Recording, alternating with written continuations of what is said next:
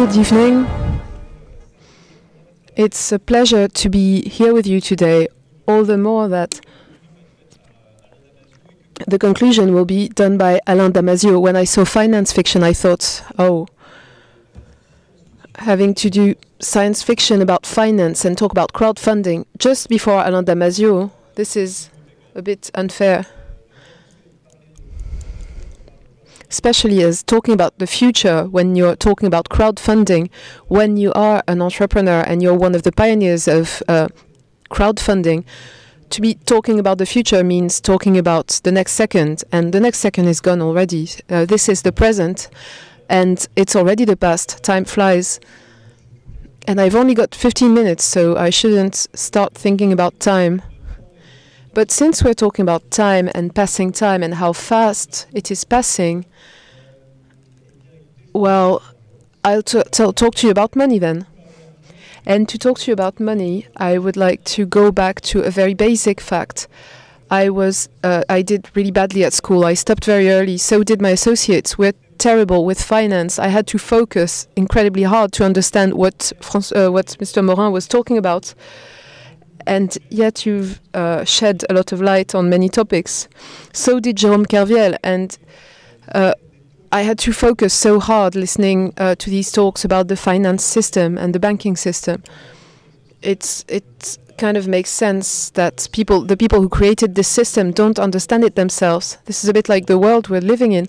If you asked a politician, which I once did, a minister I spoke with, I asked her, when you got this job, did you have a dashboard in your office? Did you have screens that allowed you to pilot the environment, the institutions you're leading? And she didn't answer my question. She said something vague, but interesting from the perspective of political mechanics. She said, yeah, so in the end, all the systems we've created over the last few years are all systems that we're not understanding anymore. So as a bad student with my associates, we're a nice bunch of idiots, we looked at all this with great naivety and with the eyes of a child in a way. And the machine we've created, the tool of participative funding, is something that even a child could understand. And if this is the case, then maybe we've got a good idea, and maybe this is something that people can still understand for the years to come. And hopefully it won't get overcomplicated in the future, up to a point where adults in 60 years' time won't be able to understand participative funding anymore. The reason I'm saying all this is that when we started our adventure with my associates, the idea was very simple. We just wanted to create a tool that allowed musicians to fund themselves, working with their audience. There was a crisis in the record industry 8 years ago. It was a crisis of the music industry, not of music. You could see that people were listening to more music than ever before.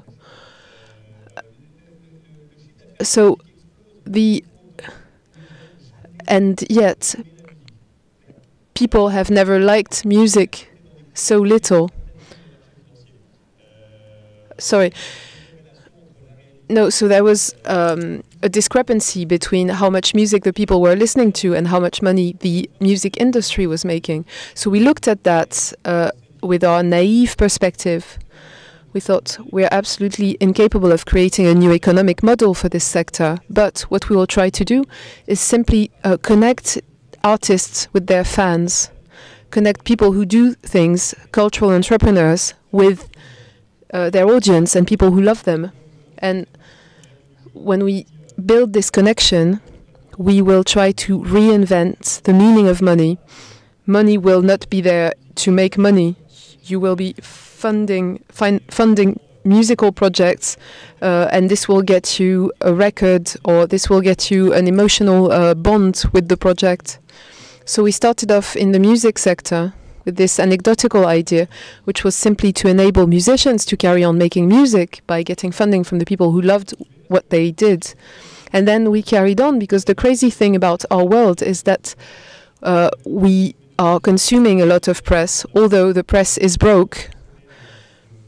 Similarly, we've never read so many books, and yet the book sector is struggling. And this can be applied to almost anything. We've never we've never traveled so much, and yet the hotel industry is crashing. We've never been moving around so much, and yet the car industry is struggling very badly. And so, talking about crowdfunding, I'm having to use a much broader notion, which is the fact that the world is changing. Some economists are talking about a third industrial revolution. And in times of change, and in times when new business models are emerging, as well as economic models, there has to be adapted funding models that can work alongside those new business models and new consumption models. I would like to remind you one thing, going back to finance and to the crisis around this word finance.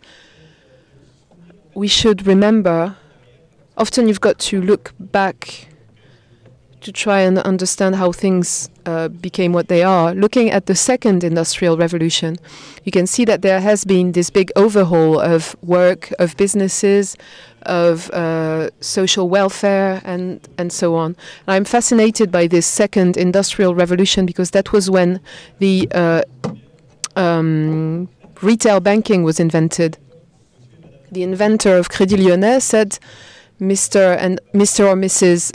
Everybody is richer than Mr. Rothschild. And for me, crowdfunding is like retail banking was to the second industrial revolution. This was what injected so much money into the railway, for instance. If you look more closely, you'll see that today's welfare was inherited from the second industrial revolution and became a common good. So these are things that should inspire us. Very often, great innovations, and according to me, a good innovation is called progress. So major progress comes from the civil society. And today, the civil society has new tools at its disposal, and one of them is crowdfunding. These crowdfunding platforms, whereas they're processing donations to NGOs or charities, whether they're dealing with culture or whether they're about donations in exchange for a reward, whether they're about funding businesses, small and medium businesses, with platforms like Lendopolis that does peer-to-peer loan, or whether you're trying to invest in businesses that are seeding through platforms like WeSeed, or whether you want to do social loans with platforms like Hello Merci, which is a rate zero loan. There are millions of different platforms with each of them with rules that are similar to those of the traditional economy, except that it is a real economy. What all these platforms share in common is to do with their architecture, is the horizontal structure of those systems. We are all interconnected. We went from a pyramid-shaped world to a horizontal world. So we went from a confidence in institutions to a confidence in other individuals. We can do things together. We can achieve a lot together. We can fail together, but we can achieve beautiful things. Collaboration can allow to do the best and the worst of everything. The internet can allow you to connect and support people, but it can also foster individualism. So this new architecture enables us to do great things and not so great things. But if we can come up with rules and tools that can help us foster what's better in us, this can help bring ethics back into this sector. There is no good guys and bad guys. I'm the king of bad guys. And I think I can be all right every now and then. But depending on the proposal that's submitted to me, depending on the tool I'm given, I can be a good guy or I can be a bastard.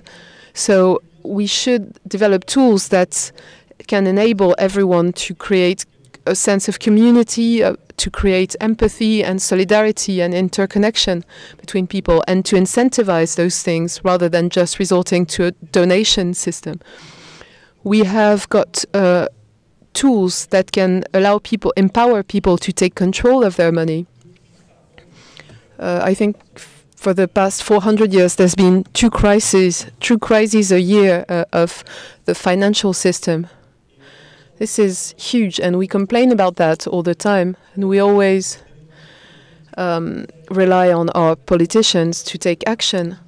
But things are not moving because for those people, the software is too complex. So I'm inviting you to take a step sideways, or 2 or 3 steps, maybe a dance, and step sideways a little bit, rather than hitting a wall time and time again, to try and do things differently with very simple means. I'm asking you to support creative, innovative, and supportive projects with your community. I'm asking you to support local businesses working within your local community and to work with people that believe in you. I'm also asking you to look closely at all these platforms and look very closely at what you're doing with your money on an everyday basis, and maybe take a fraction of this money and to inject it onto those platforms. Take a bit of your savings and inject them into the real economy, into our businesses, into our business people. Entrepreneur is a French word, and often this word is connected to business. Enterprising means many things. It's an action. It means being an entrepreneur within your business as well as in everyday life. You're surrounded with entrepreneurs all the time, and those are the people that are shaking things up.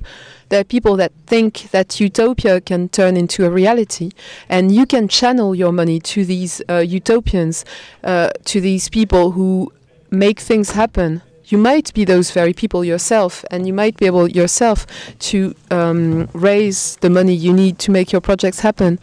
For the first time, money could work in favor of a sense of community.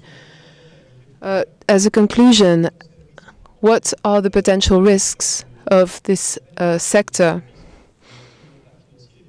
The risk is not of a financial or technical nature, it is purely human. It's almost something like being scared of heights.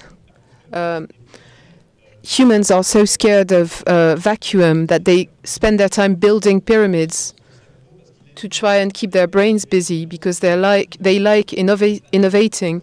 The guys who triggered the crisis are innovation fans and technology fans.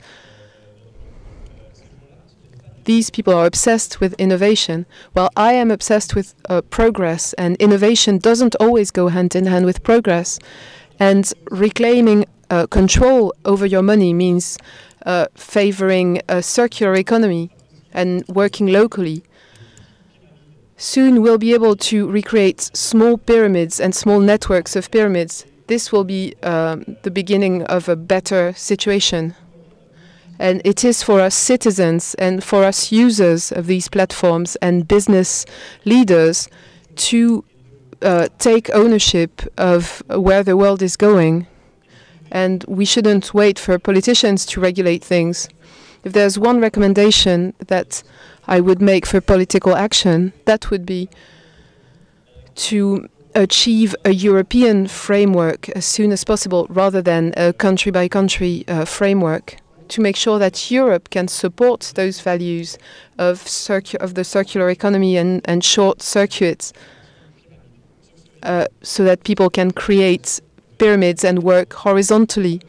Hopefully, Europe can bring a large-scale common idea to help bring more morality and reality and more sense of community to this sector that really needs it.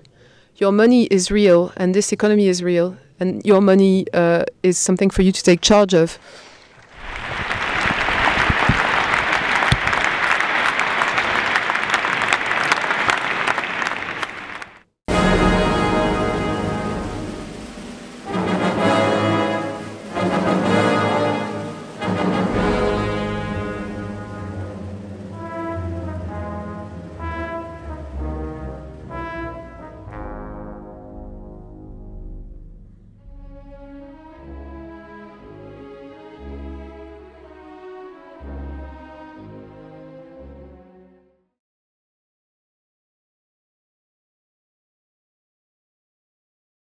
La recherche est en cours.